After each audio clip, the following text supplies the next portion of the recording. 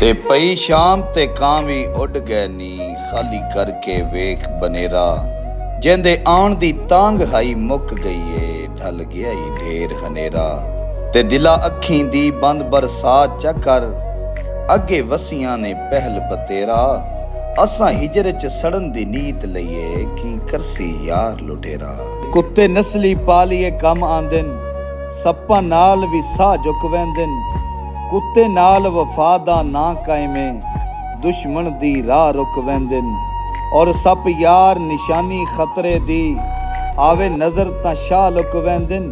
ਕੁੱਤਾ ਲੜੇ ਤਾਂ ਕਾਵਿਸ਼ ਫੱਟ ਬਣਦਾ, ਸੱਪ ਲੜੇ ਤਾਂ ਸਾਹ ਮੁੱਕ ਵੈਂਦਨ।